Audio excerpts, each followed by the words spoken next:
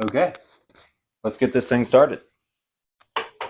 The marathon, my friends, it's not just a race. It's a symphony of highs and lows where the mind meets its peak and the body its valleys. My first marathon, it was truly a journey into the unknown. Started with the simple goal of just crossing the finish line.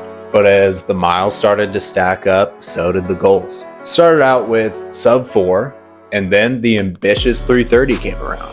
Soon enough, October hit, and there I was, surprising myself significantly with a triumphant 3:25 finishing time.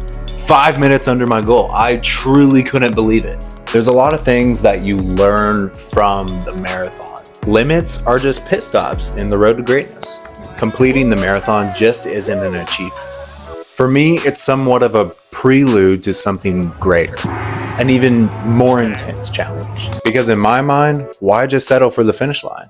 The Boston Marathon, one of the most elite, well-known marathons in the world, calls for a 3-hour qualifying time in my age division. Now, if we look back to October, that's 25 minutes faster than my first marathon and almost a minute less per mile. And the craziest thing, we've got 3 months to make it happen. This isn't just a race against the clock. It's a race against my own self-doubt. It's a race against physical preparation. And it's gonna be a challenge to actually do it. Ever since my marathon, I haven't stopped running. Trust me, the miles have been well maintained. The shoes have been beating the ground. But as I look back at my training for my first marathon, I was just putting in the miles, truly just going out for a run and getting the miles in.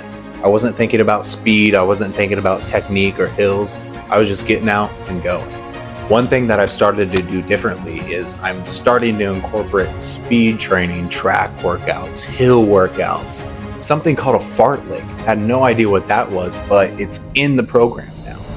Starting to be more diligent with what shoes I wear. But just putting all these things together, it's time to turn the dial up just a little bit. So you may be wondering, why document this? Because folks, you're a part of this journey too.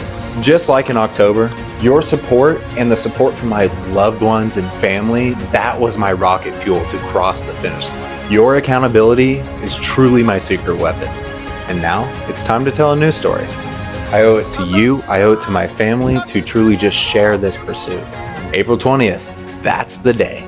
And I want every single one of you right there with me. Dedication and commitment fueled by the love and support for those who believe in you and those who love you, that's what moves mountains. And I know this next part is about to be extremely cliche, but one of my favorite quotes is, "Stay hungry, stay foolish." But to me, it's not just a quote, it's a mantra.